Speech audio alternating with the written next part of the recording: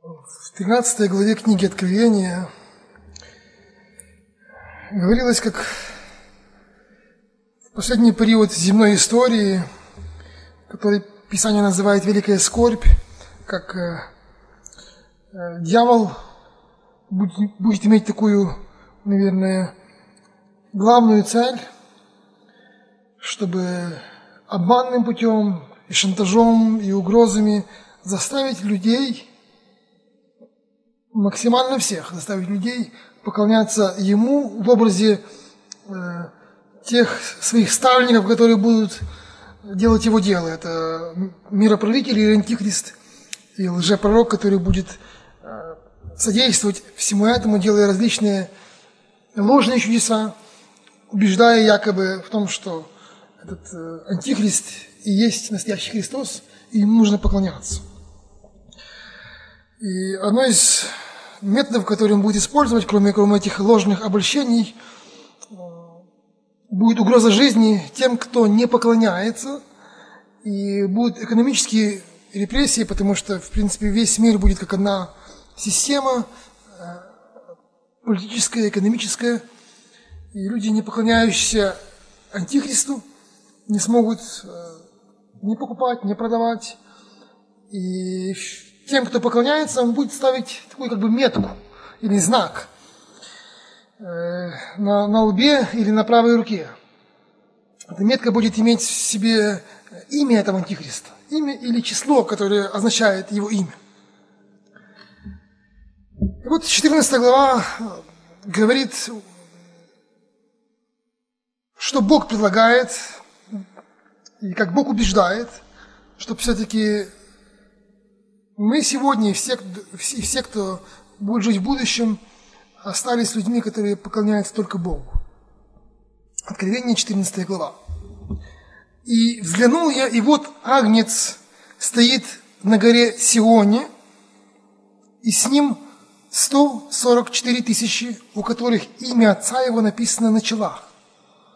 Об этой группе людей говорилось раньше, из еврейского народа, помните, по 12 тысяч из каждого колена, которых называет Господь, это мои первенцы, те, кто отдались Богу целиком, и кого Господь еще в начале скорби отметит, поставит на их чело свое имя, потому что они Ему поклоняются, с целью, чтобы они были сохранены в всех этих казнях, и эти казни их не коснулись. И вот теперь как бы картина показывает, что вот что будет тем, кто поклоняется Богу. Они стоят рядышком со Христом. Агнец, так называется он, непосредственно возле него, в его близости, как те, кто поклонялись Богу. Стих 3.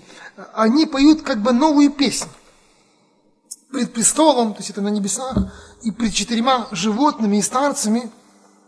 И никто не мог научиться сей песни, кроме сих 144 тысяч искупленных от земли.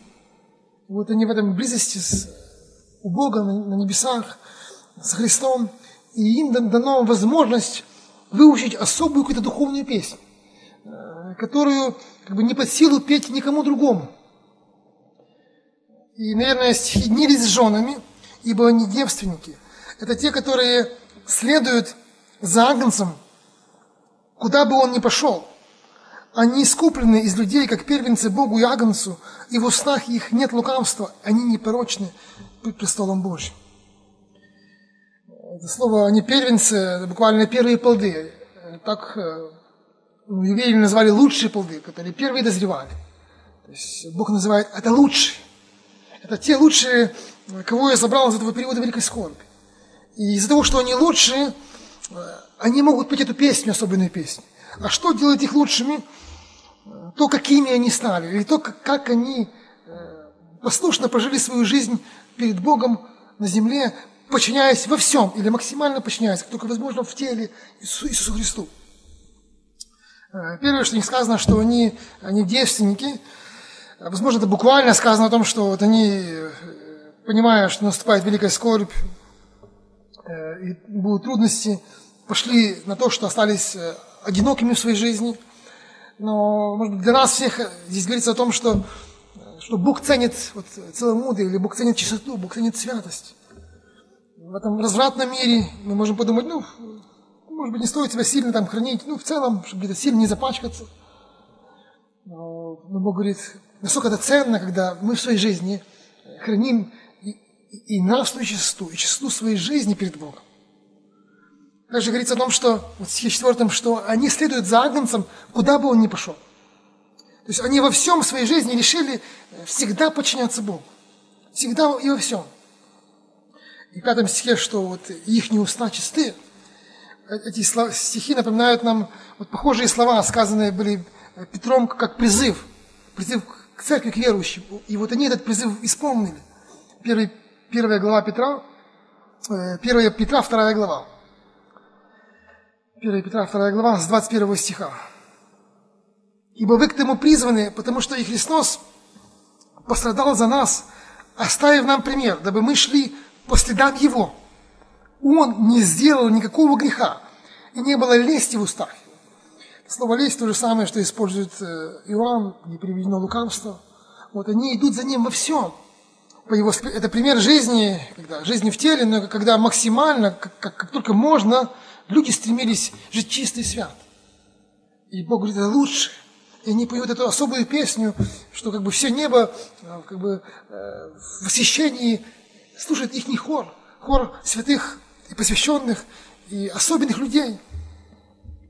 Также в 5 стихе в конце говорится о том, что они непорочны перед Божьим, перед престолом Божьим, перед Богом. То есть я не думаю, что вот эта непорочность, это такая же святость, как у Иисуса Христа на земле.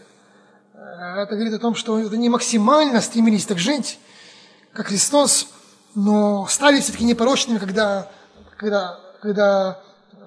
стоят перед престолом Божьим. То есть это та непорочность, которую дает Христос по вере тем, кто стремился жить в послушании Ему. Вообще, это Божья цель к нам, к церкви, чтобы церковь не имела никакого пятна, а была святая и непорочна. Вот. Они стоят как те, кто достиг этой непорочности. И это поощрение для нас. Поощрение для нас тогда, когда мир становится все более греховным и злым, и жестоким, и все более дьявольским, чтобы мы оставались чистыми, посвященными. И Бог это ценит, и Бог это ждет, и Бог это наградит. Сказано, вот те, которые поклоняются зверю, их не участь. А вот те, которые поклоняются Богу, и невзирая на то, что большая угроза быть святым, они остаются святым. Вот что их ждет. Вот что будет в будущем.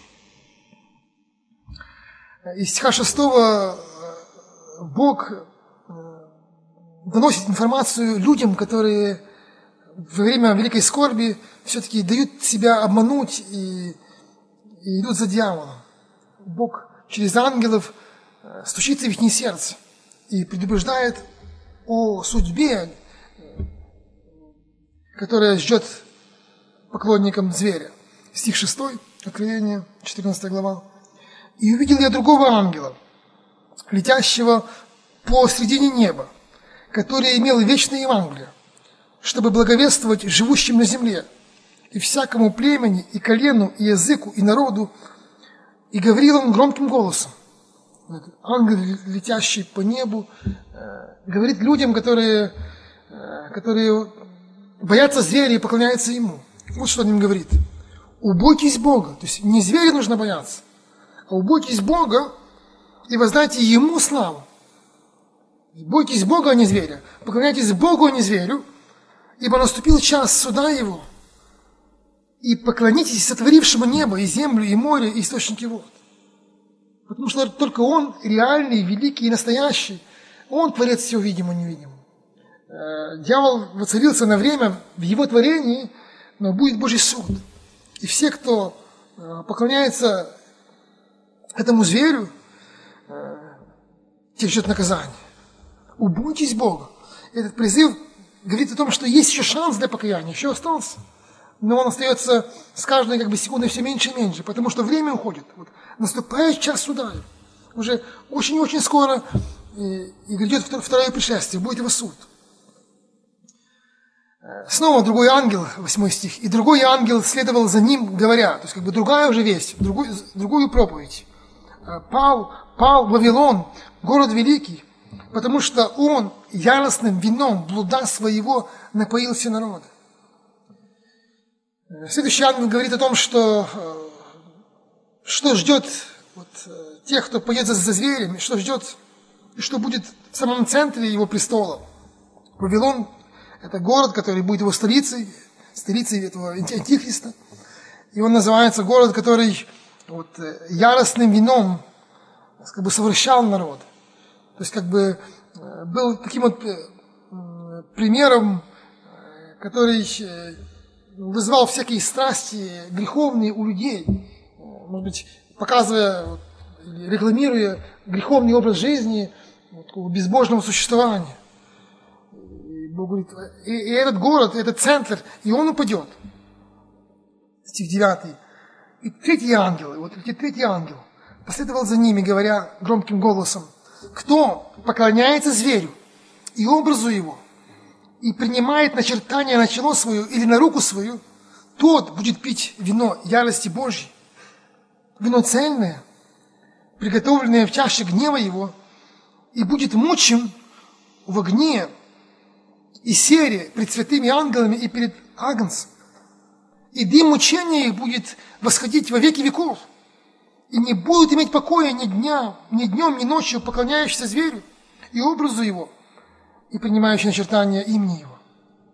Следующий, уже третий вестник, говорит о том, как страшно будет после этого Божьего суда тем все-таки, кто останется поклоняющимся зверю. Кто поклоняется зверю, тому Бог даст свое вино. Если они пили вино этого Вавилона, который их совращал, то Бог даст им вино неразбавленное, означая о том, что вино гнева Божьего, что они в полной мере, без всякого милосердия, без всякого сожаления, получат всю полноту своего наказания. И эта полнота наказания, говорится в стихе 11, что вечные муки, дым мучения говорит о том, что это жарящаяся плоть будет в целую вечность и не сгорать. И говорится о том, что не будет никакого возможности для какого-то облегчения, для какой-то передышки. Ни днем, ни ночью не будет иметь покоя. То есть никакой возможности хоть как-то в этих мучениях иметь хоть какую-то передышку или облегчение. Также подчеркивается, что стих 10 конец, что их мучение будет на фоне того, что они будут видеть вечность спасенных, вечность святых. Будут мучимы в огне и сере пред святыми ангелами и пред Агнцем. То есть они мучатся, как поклоняющиеся зверю, целую вечность. И им дано знать и даже видеть, что есть другая вечность, которую они лишились, потому что они поклонялись не Агнцу, а зверю. И они зверем в целую вечность в этих мучениях. А там есть Агнец, и там те, кто ему поклоняются. И стих 12 призыв для всех тех, кто принимает эти боженаставления. 12. Здесь терпение святых, соблюдающих заповеди Божьи и веру в Иисуса. То есть, а для всех остальных, кто принимает этот призыв, кто останется поклонником Божьим, нужно будет, и во время этой великой скорби, нужно будет потерпеть. Нужно будет пройти нелегкие страдания, но это стоит пройти. Стоит иметь терпение святых, стоит жить жизнью, соблюдая заповеди Божьи, жива по-божьему, а не по-дьявольски. И в стихе 13 обещание тем, кто эту заповедь исполняет Иисуса Христа, кто терпит, как святой. Стих 13. «И услышал я голос неба, говорящий мне: напиши, отныне блаженные мертвые, умирающие в Господе, ей, говорит Дух, они успокоятся от трудов своих, и дела их идут вслед за ними». Блаженные мертвые, да? Люди думают, что блаженны живущие. Но здесь говорится о том, что блаженны мертвые, потому что они умирают в Господе. Они святые, они идут путем Божьим, они соблюдают заповеди. И за это их дьявол гонит, истребляет, и они умирают. Но если они умирают как мученик за Христа, говорит, это блаженство. потому что их мучение заканчивается, и их ждет, и им даруется великое благословение, великое воздаяние. Вот, в отличие от поклоняющихся зверю, которые не имеют покоя ни днем, ни ночью, им обещается, а они успокоятся. Они будут иметь покой у Христа в небесах, и они будут иметь великую награду. Вот. И труды их, и дела их идут за ними. То есть все, что они за Христа претерпели, весь их путь, он оценится Господом как большое сокровище, как большая ценность, как большая награда. Призыв для нас, чтобы именно так мы смотрели на земную жизнь, жизнь, когда Бог побуждает нас искать не комфортный путь, а верный путь, если даже нужно будет в этом терпеть. Ну и еще в конце этой главы снова очередные 3 ангела с вестью о суде. И, может быть, сокращая, читаю весть последнего ангела и его миссию. С стиха 18. 17. «И другой ангел вышел из храма, находящегося на небе, также с острым серпом. И иной ангел, имеющий власть над огнем, вышел от жертвенника. И с великим криком воскликнул к имеющему острый серп, говоря: пусти острый серп твой и обрежь грозди винограда на земле, потому что созрели на нем ягоды. И поверг ангел серп свой на землю, и обрезал виноград на земле, и бросил великое точило гнева Божьего. И истоптанные ягоды втащили за городом, и потекла кровь, и стащила даже до уст конских на 1600 стадий».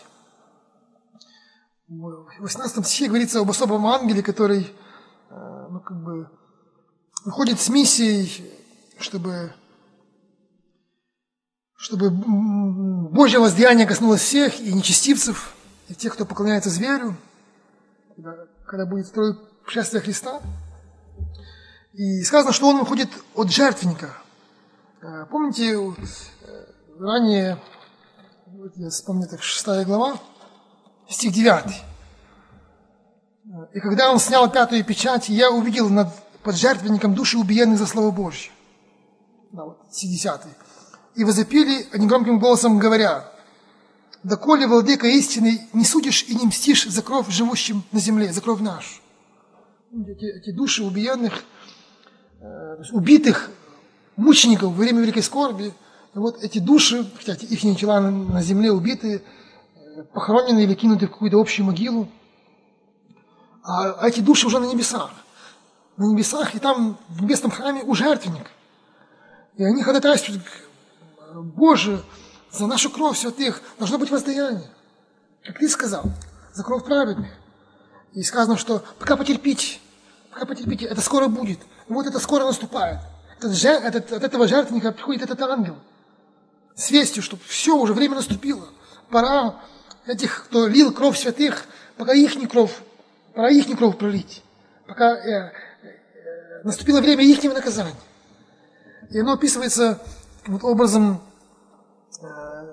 точила или выдавливания сока из виноградного плода, из грозди винограда. Евреи использовали, называлось это точило, это было 2 корыта, такие вот каменные. В одно кидался виноград, и где он топтался, буквально ногами топтался, одно корыто, а ниже по уровню было 2 корыто, и небольшой желобок их связывал. Так что, когда топчется этот виноград, вверху сок, и по этому желобку он стекает и наполняет нижнее точило. Сказано, что когда Бог кинет этих грешников, или будет давить с них это как сок, или будет полита их кровь, что это будет настолько массовая бойня, настолько жестокое наказание, что выражается таким языком, что в стих 20, что истоптанные ягоды втащили за городом, и потекла кровь даже до уст конских. Узда лошади, я знаю, сколько это может быть от земли. Ну, 1,50 м и выше, да, где-то 1,50 м, 1,80 м.